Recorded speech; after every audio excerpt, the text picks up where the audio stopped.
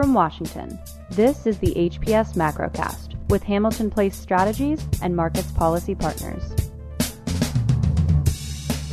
Good morning. It's Friday, November 5th, and we've got a big Jobs Day Macrocast for you today. It's Tony Fratto with Hamilton Place Strategies, John Fagan, Brendan Walsh with Markets Policy Partners, and Matt McDonald with us, as he is on every Jobs Day, if not on other days as well, but always on Jobs Day.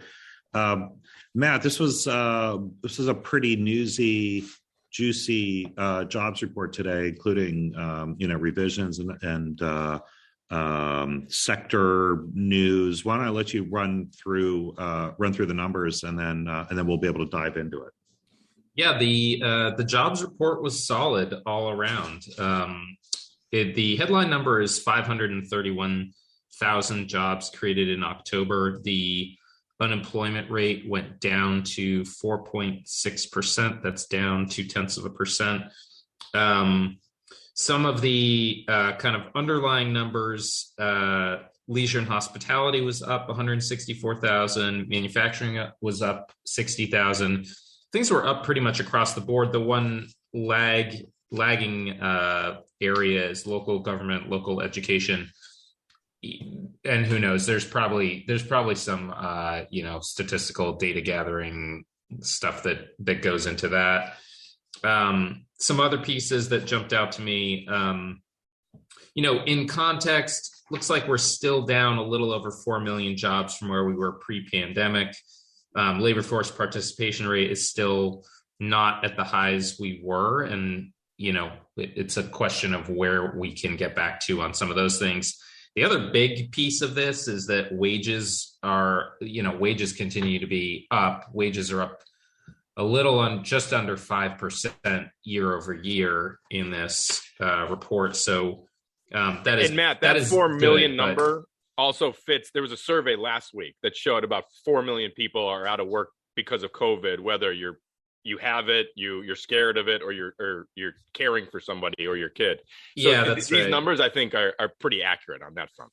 Yeah, it was just still down just over 4 million, and it's just shy of 4 million that reported unable to work due to pandemic related, as you say, this, that, and the other. There's still one other piece. There's still 11% of those employed are reported teleworking because of the. That was an amazing number. Yeah, it was way less than I would have thought. But I mean, we're in the Northeast. This falls into. For me, this number, I like throwing this number at people because I think if you don't know that 30% of the U.S. population has a college degree, then 11% feels like really low, but that's just because it's the waters that you swim in. Like you're not. Yeah. No, I agree. I think it's also time for us to get back to the office. Yeah, for sure. Did you mention the revisions, Matt, for October? That was probably the biggest number. What was it? 235,000 extra jobs created than we thought over the last 2 months, right? 2 months. Yep. Yeah, which is like, I mean, it's, it's not that it would have made, well, who knows, maybe there'll be more revisions added back into September. Right. It's not that it made the September numbers look great, but we would have been talking about solid September numbers if we had been talking about something in the, 350,000 plus range. We would have said, okay, we'd still love to see 500,000, but that's pretty good. And we'd had a decidedly different take on September, I think, rather than the number that began with a 1. I also, on that point, I also think it's worth pointing out. I mean, we talked about this at the very beginning of the pandemic, but haven't revisited it much. But, the reality is that our economic data gathering processes are not built for weird stop and start kind of like very strange circumstances like this. They're built for incrementalism and measuring increment.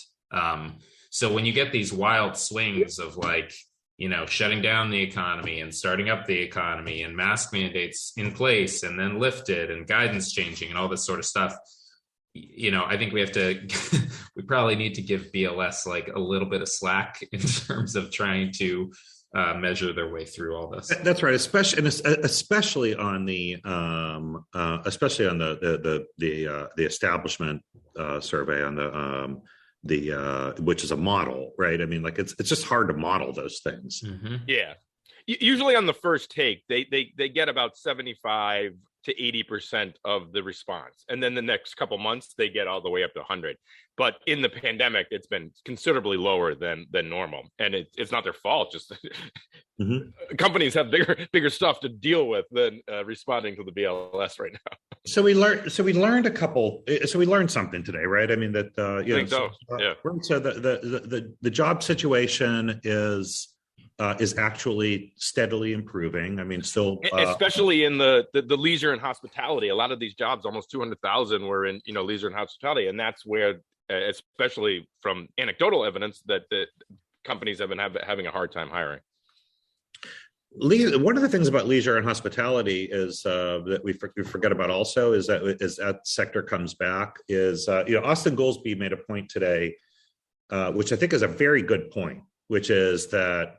One of the things that happened during COVID was this massive shift from us spending consumers spending money on services into spending money on in goods, and so when people have been talking about supply chain issues this whole time, there's been this feeling that, well, like, the supply chains are broken and things are getting into the country, and the truth is there was a massive shift. We're actually distributing more goods than we ever have before. It's just that our tastes have changed and demand on them. So, one of the things that should really mitigate supply chain issues is just a consumer shift back to the things that we usually spend on, which are things like going to, hotels and movies and resorts and things like that, which are services. Yeah.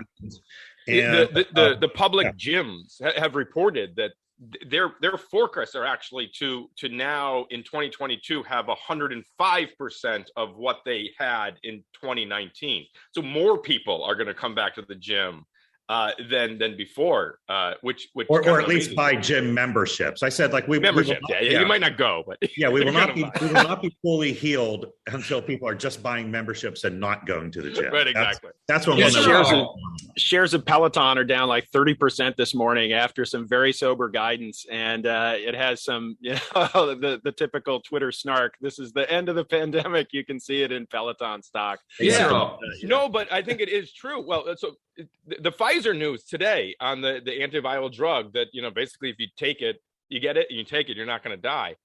That's a big deal. Like Dr. Gottlieb said, I think, by the end of the year, we'll be able to transition from the pandemic stage to the endemic stage. He was strong. He was much strong. He's not a news today. Yeah, he's not prone to hyperbole.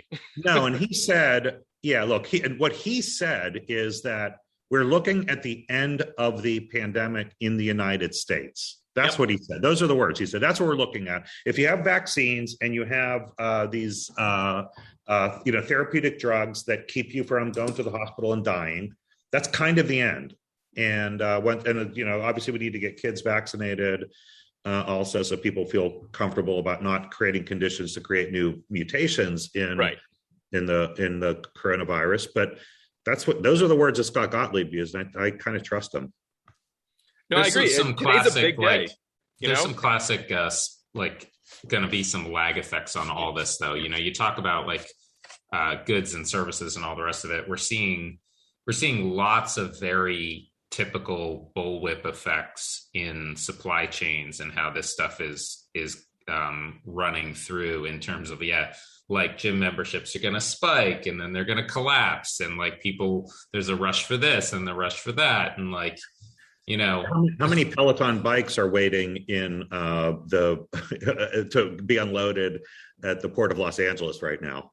And used cars, it's going to be at some point that Ford with 100,000 miles on it, it's like, wait, what am I paying for this? Right. It's not worth $27 million. I definitely we bought a new car 2 months ago, and I'll tell you, like, we got way more for our 7-year-old Jeep Grand Cherokee than I ever imagined we would get. And I mean, I was like blown away by the number. And I think we timed the market just about right on that. Yep. Just to frame this jobs data in the Fed's mandates, so to speak, Matt, I'm interested in your take on the wage situation. Obviously, the inflation hawks on the Fed and elsewhere are pointing to rising wages, and that is the incipient, the spark of the spiral, and so forth. How are you seeing the wage situation when you dig through the numbers?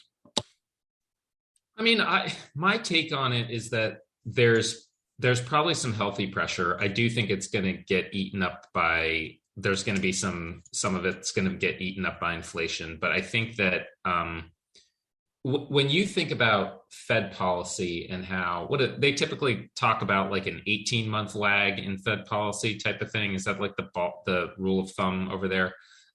I mean, when you think about, I do think a lot about like supply chain dynamics and system dynamics and how this stuff is rolling through the economy. And I think it's probably, from a policymaker perspective, it's probably a really good idea to keep a fairly steady rudder on everything until things settle out, right? Because if you've still got 4 million people on the sidelines, give or take, as those people re-enter the workforce, that is going to have some effect on wage pressure, I would expect. And you don't want to, there's just so many dynamics at work. You don't want to overcorrect in one direction or another. And it's, I think that there's just a lot of temptation to react at a time that's still pretty volatile. So I am in the quote unquote transient camp, whatever you want to call that. I think it's largely a function of the pandemic and supply chains and all that sort of stuff. And I'm not sure that it means that you're not going to see some measures of inflation stick around. But I certainly think as a matter of like the Fed managing the economy, I think they need to keep like a pretty steady hand, because the worst case in my view is that, they pull back and then they go forward and then they pull back and then they go forward, and everybody's trying to calibrate. They've got to be like the rock that is like, okay, we're just going to keep going a little more and like let some of these things work themselves through the system. Yeah. And it's a point that Tony's often made is we talk about, okay, inflation's too high, so the Fed has to act. The way the Fed acts is to raise rates, which lowers growth, which reduces inflation, but it also reduces growth. And that's the part of the equation that we don't talk about. From a jobs perspective, I think that the mental model that a lot of people bring to jobs and BLS and Jobs Day and all this sort of stuff is like, oh, people want jobs. And what we need to do is have more employers making jobs so people can get jobs because people want jobs. That's like very, very strong mental model, both certainly politically, but then also in terms of the economic side of it. And the reality is that the jobs are a market, and it takes a person to want a job, and it takes a person to create a job. And right now, I think that you have fewer people for a host of reasons wanting the jobs. So there's also some element of on the monetary policy side and like the fiscal policy side for that matter is like, you can only push on the string so long. We need to, and I think that's part of the reason, like the pandemic news this week in terms of approvals for 5-11, in terms of the new Pfizer drug and all this sort of stuff, I think is probably bigger news than this Jobs Day. I think it's because everybody said for a long time right. that. But it's something you were kind of getting at, Matt, though, is this on this, like there's sort of aggregate questions about, jobs and demand for jobs and growth and what the Fed can do to help spur growth and what fiscal can do to spur growth. There are also dislocations that have to do with changing opportunities and tastes of workers. And so I had a little back and forth today with Claudia Sahm, who's, former Fed economist and provocateur, But we were talking about this, like so the shift in the numbers from like the reduction in the number of jobs in warehouses and distribution, right? And so you do see some of the shift. And I said, look, as someone who was a former waiter, I've been watching this and thinking to myself, well, what would I do? If I had been a waiter and my waiting job went away, I went to go work in a warehouse, and would I go this shift back to the restaurant? And in some cases, you're seeing, increasing wages in restaurants, but I said, look, the life of a waiter is really tough. Like I said, I determined I would probably go back because I love food in restaurants and I love being around people. So I'd probably go back. I wouldn't go back because the working conditions are better, right? And the hours are better. Hours suck if you want to get like good evening tips, right? Hours suck. It's physically demanding to be like walking back and forth all day long. And, it's like, it's demanding. Like warehouse jobs actually can be pretty nice, regular hours and regular compensation. And so you have these dislocations that are going on as well as people sort of rebalance their taste. So she made the point that, look, fortunately, restaurants are increasing wages, and that's great. I will tell you that in a city like New York City, you increase wages on a very thin margin restaurant business. Like some of those restaurants are not going to come back if they have to pay those wages. So there's like if they can't pass on those wages to customers too, right? Yeah, I mean, and like the rents are extremely high. Being in the city is high. The costs of in the city are very high. If you then have to marginally increase your comp for for waiters, you're just going to have fewer, and you're going to the surviving restaurants will do better, and that's fine. But that's just a rebalancing. But those dislocations are not easily like those stories are harder to describe when you're just talking about like the aggregate job numbers and what it's like and what the Fed can do. Yeah, Tony, you've probably heard me say this before, but for like businesses, this is like the Forrest Gump in the hurricane thing, right? It's like he catches like 5 shrimp in a can.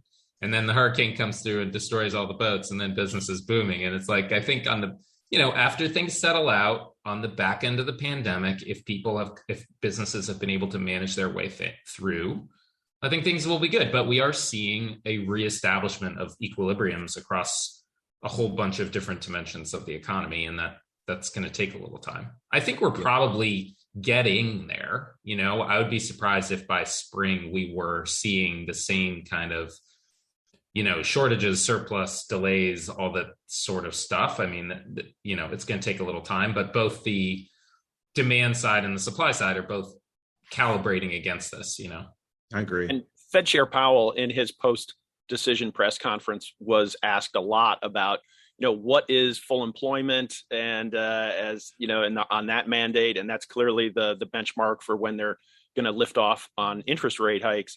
And he just was just as we've all been talking about, just not going to go there, right? There are too many cross currents right now. There's no policy reason why you would need to define it at the moment. They've got the taper, set it and forget it, right? It's $15 billion a month. That's about 8 months of relative policy certainty. Everybody expects the bar to be extremely high for them to go faster or slower on that pace. And so during this period of time, they're going to be doing a lot of pencil sharpening on the issue of full employment. Yeah. And we're just not there yet. So I thought that was his best press conference of his career. He really did a very good job of laying it out. On that point from like the business perspective too, we talked about some of the bullwhips and back and forth and stuff.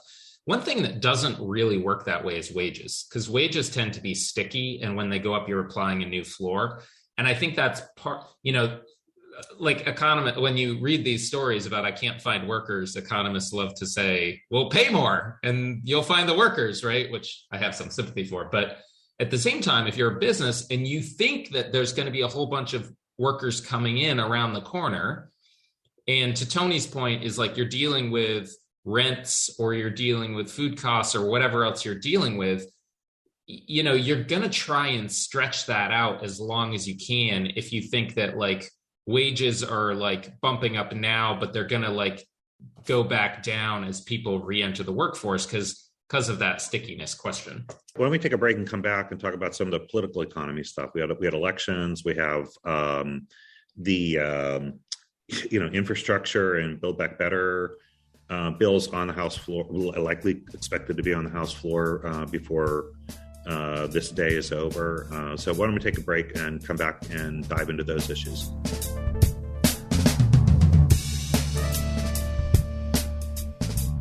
Hamilton Place Strategies, HPS, is an analytical public affairs consulting firm with offices in Washington, D.C., New York, and California. HPS uses substantive analysis to understand complex topics and create public affairs tools to explain issues to target audiences and reach critical stakeholders. We achieve our clients' goals by enhancing understanding of issues, products, and companies, and ultimately improving outcomes. Learn more at hamiltonplacestrategies.com. or follow us on Twitter at HPS Insight. All right, back on the Macrocast. Hey guys, so we had so first we had the elections in Virginia and New Jersey. While it looks like Governor Murphy in New Jersey is going to eke out a narrow win. These are just the headlines, by the way. Like Governor of New Jersey eked out a narrow win, apparently. The open race for governor of Virginia went very badly for Democrats. Terry McAuliffe losing to Glenn Youngkin, which is kind of a sort of a return to. It was like the establishment strikes back. You kind of had this former Carlisle executive kind of running down the middle of normal sort of Republican politics. Right. And winning back in kind of maybe it's kind of a post-Trump, but I wouldn't try to read too much into it. But for our purposes, the politics around this was, and all of the talk in recent weeks was, if this day goes really poorly for Democrats, and it did, that this would spell doom for their prospects on the Hill for the Biden agenda. Biden's numbers are pretty low right now. They're in the low 40s, historically low for a president at this point in his term, with the exception of Donald J. Trump. And so very low popularity, doesn't have coattails. The Biden agenda is going to be on the rocks if the day goes poorly. It went poorly for Democrats. And yet Nancy Pelosi is bringing both the infrastructure bill and the House Build Back Better bill to the floor today. And I'm going to bet that both of these bills pass. I think the infrastructure bill passes because, to me, one of the lessons coming out of Tuesday was you guys just have to start getting stuff done. And, whatever it is, get stuff done. Like, you guys look, incompetent, and incompetence does not sell well. And I also think on the Build Back Better plan, I think the House is just exhausted of trying to craft a bill that they think Manchin, Sinema, and the Democratic majority in the Senate will pass. And I think they've just decided we're going to pass our own bill, whether it gets through the Senate intact or not. We need to put it in their lap and let them figure out what they can get through their chamber. I don't think they're gonna come to a vote today. On either bill, Matt. No, I think I don't know, Lucy and the football too many times on this. I think that there's if Nancy Pelosi were the type of legislator who held votes to show people that the X can't pass, which is a theory of congressional leadership management. Mm-hmm. I could see it coming to a vote and just being like, guys, this is what we got. This is what we can pass. This is what we can't pass. But she doesn't do that. She doesn't hold votes if she doesn't have the votes. And there's nothing, the dynamics in the party between the moderates and the progressives is moderate versus double down versus, I don't know. And there's so many, from day to day, you get radical shifts in terms of what's in it and what's not in it. And I just don't, it's possible. but I don't see it coming together today. The one thing that makes me side closer with Tony, I mean, we've had a lot of self-imposed deadlines get blown through, so it wouldn't necessarily be a big surprise if we had another one today. And certainly there's a lot of stickiness over the state and local tax deductions, the drug pricing. These are challenging issues. I think the thing that's pushed me up more into Tony's camp was the Progressive Caucus response to Manchin's continued sort of hand waving around it in the middle of the week, where Manchin, came out again after basically like crafting the bill and saying, I don't understand it, and I got to see more details, and trashing it and that sort of thing. And the Progressive Caucus said, we're just gonna pass what we're gonna pass, and we expect the president to bring 51 votes in the Senate. We can't deal with this guy anymore. We're just gonna do the best we can here, and hope that the president can drag these folks along. And I think that took the temperature down. There wasn't, it sort of defused to some extent the entrenched warfare between the centrists and the liberal wing. So we'll see. But that I think was a constructive sign in the middle of the week that shows, it is going to be the Senate on the in the coming week. The Majority Leader Schumer said that he was going to be working with Manchin very closely over the coming week to come to grips with the reconciliation bill and to try to pass it before Thanksgiving. So we'll see, but that's and obviously the White House is energized and galvanized by the results. I think that we saw on Tuesday. I mean, now the Democrats are, the assumption is you're going to get bounced in the midterms unless you do something different. And that's, at least it's certain, right? You don't have to guess, right? If you don't pass these bills, you're going to get trashed in the midterms, big time. Yeah. And I think, look, to Matt's, if I was going to argue Matt's side on this, and I still think that's right, but if I was going to argue Matt's side on this, if you put yourselves in the shoes of that handful of moderate Democratic members like Abigail Spanberger and Connor Lamb and a couple of others who they did just see what happened in New Jersey and Virginia. Abigail Spanberger's in Virginia.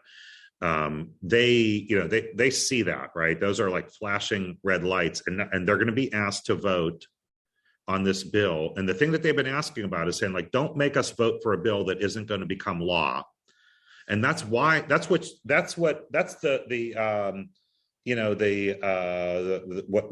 Pelosi has been sort of focused on doing enough for the progressives, but don't force the moderates to vote on something that isn't going to become law. Now, she said she wouldn't do that. If she does put this on the floor today, that is exactly what she's doing. She is, in fact, asking them to vote on something that will not become law. In fact, Manchin has said, I'm not even working off that paperwork. We're working off our own paper.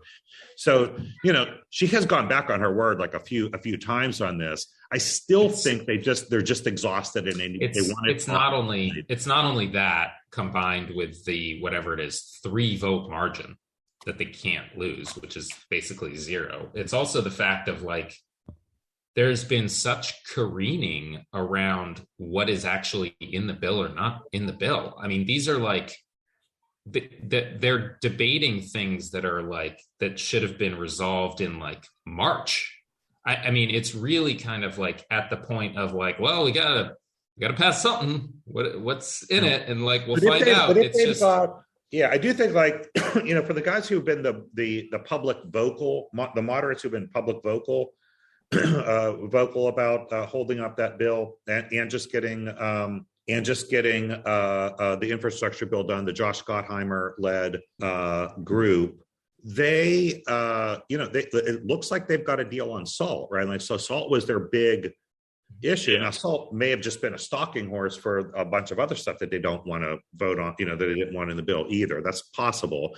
But they didn't get this deal, right? And this is the thing that they've been pushing for. So that does get that. I do think you are in numbers where Pelosi is probably trying to cobble together that last 5 or 6 votes to get to 2018, and that's my sense is like that's where she's at, and it's because as John said, the progressives are on board with this. They seem to be on board with this strategy. They seem to be on board with allowing the infrastructure bill to pass. It seems like the SALT cabal are in something like a good place. Even Bernie Sanders said that he's good with that. But Tony, just to clarify, so are they bringing both bills to the? That's the today? plan. No, that's the plan. Yeah. Because the bipartisan infrastructure bill can pass the Senate if it passes the House. Infrastructure bill's done. Straight to the president's desk. It's been the House that has been holding it up. I'm just kind of and look, my sense is the White House is saying, all right, I let you guys, I acknowledge your process and your strategy. Now bring me the damn bill. Yeah. Like I've just got my, they talked about Biden's loss and Biden can't get things done. Send me the bill, and I think Biden needs a win today more than anybody does, and I think they're going to send him that bill. I think they're going to bring Build Back Better to the floor. And also a question. Yeah, so does the House bill, the reconciliation bill, tackle the debt ceiling? Eventually, look, we're not talking about they'll tack that on later. Later, yeah, okay, exactly. Yeah, they're going to have to use reconciliation to raise the debt ceiling probably sometime in December, whether or not there's whether there's anything attached to that bill. Right. Yeah. So look, that's where we are. I mean, I don't know. It's a coin flip whether who's right, me or Matt, and we'll know. I just don't think I just don't think it's going to happen today. Like by the time the Macrocast reconvenes next Friday, I would put the likelihood as more likely that there will have been votes on this. I just think there's too much messiness to get it done. You're not invited next week, so we don't care what you say. Well, I'll gloat in on Twitter or something if I'm correct. Yeah, that's it. That's the place for those kind of things. That's correct. Twitter was invented for. Exactly. Correct. What else we talked about Peloton earnings. Anything else that struck you from earnings this week? Earnings are continue to be incredibly strong. Yeah. Earnings are hampered by the supply chains, but we did see some guidance from, especially car makers. Ford thought that by the first quarter, we should kind of be through these supply chains, especially on the semiconductor side. So there is optimism going forward that we can work through this, which then goes back to the Fed's optimism that this is transitory. We just don't know exactly how long transitory is, but it kind of looks like maybe it's 4 to 6 months, which speaks really well to 2022. That we've been talking about the Roaring '20s again, but it actually might happen. Yeah, I mean this earnings season featured a lot of dogs that didn't bark. There were clearly some high-profile flops, and particularly over in the IT space, the Apple and Amazon. But in terms of the companies that were, everyone was biting their fingernails about getting their margins squeezed and input costs, and those obviously were factors. But the degree to which management has adapted to those problems and continued to keep their profitability high, pointing to strong demand, it's really been a relatively impressive feat. And so I think that there was definitely some indigestion coming into this in terms of market sentiment, and the worst fears certainly weren't realized by these results. I would also say that management has proven to matter. Good CEOs and CFOs have found ways to make sure that the supply chain kept going, and weaker ones didn't. So it wasn't just everybody wasn't able to get their goods. It's the good leaders found a way to make it work. I would say, look, I mean, I would say definitely. I think that's 100% right. Matt's point. It's not just the fate of storms. I mean, storms stress and test management teams and their abilities. And so it's true. I think when you come out the other end, like the really, really good companies end up doing better. We should also know that scale matters also. Yeah. Bigger companies, tend to be more durable in these situations. So you're able to see companies like Walmart and Amazon out there being able to, Walmart is, commissioning their own ships, right? Literally ships, yeah, literally their own ships in order to make sure that they're getting the products on their shelves for the coming months. And smaller companies can't do that. They have to rely on others for those services, and so that's just the way it is. Big ships tend to survive storms in the ocean also. That was a big mistake we made in markets policy, that we invested all of our profits into building a navy. That was pretty dumb. The other thing that happened this week was OPEC. OPEC came out again in defiance of the White House and stuck with their good point. Yep. Yeah, their gradual program of reintroducing supply onto the markets. This is a $400,000 a barrel. 400,000 barrels per day cadence that they are slowly rolling back the supply curbs that they imposed during the height of the COVID crisis to support prices. This is going to get them back to pre-COVID production levels, I think around September of next year. That's pretty slow, particularly when you see oil prices at multi-year highs, $85 and trending. And when you have governments, not just the Biden administration, but from Beijing to Brussels, grappling with energy crises essentially in these places, to have the cartel folding their arms and saying nope. It was a big supply for middle finger to the Biden administration. So now there's speculation that the Biden administration will release oil from the strategic reserve. I have a question. Just who runs the strategic reserve? Is that a treasury? No, it's not. It's a State Department, actually. State Department. Yeah. It's a bizarre place that we have State Department involved, because it's strategic. And, yes, exactly. It's a national security issue, right? But of course, they know nothing about economics over at State Department. So, it's an interesting. By the way, though, what you just teed up, right, is we shouldn't forget that this was COP26 week. Save the planet. Pump more oil. Literally. The messages coming out this week, just a little bit. He was giving these speeches at COP22. Please pump more oil. Yeah. And then he turns around and talks about saving the environment. It's not a good look, as the kids say these days, but certainly it's born of necessity here. The carbon crowd is crowing and just spiking the football here. It's, the commentary that you get is, we're so bad and evil, and now you come crawling back to us. And OPEC is certainly playing that up. I think over the long term, it's self-defeating, but OPEC isn't necessarily the most foresightful cartel and group on the planet. But it's pretty clear that they're trying to prove a point, and it is a point that they are proving. We're seeing Russia doing something similar with natural gas over in Europe.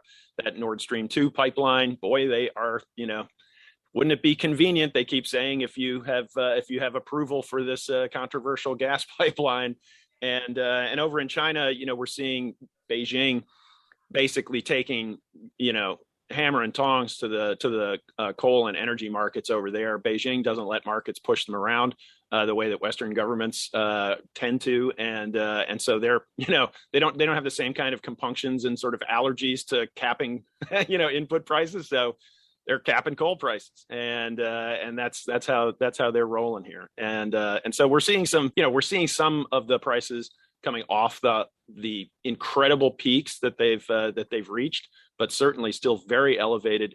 It's a challenging circumstance. It's a policy conundrum, and when you look at renewables, that obviously they're taking the make our economies renewable and sustainable, but not yet. And it's a very choppy period. All right, what do we got looking forward to next week? Pretty quiet week. We have some trade data.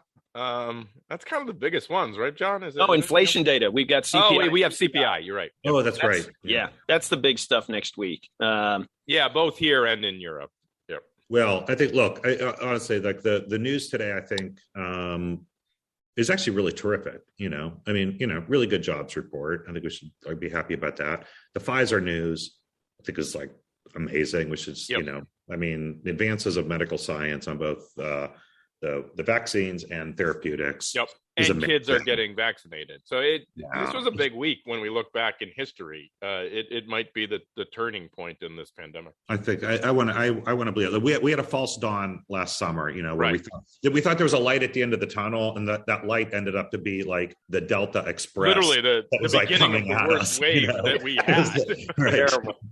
Yeah, but I think this seems different to me. This seems like these are really, really good, sort of durable signs, and I'm going to go into the weekend feeling pretty good about it. All right, guys. I think we can plan a Christmas party. That's what I'm hoping for. All right, guys. Have a great weekend. We'll see you next week on the Macrocast. Thank you for listening to the HPS Macrocast. Please remember to subscribe, rate, and share.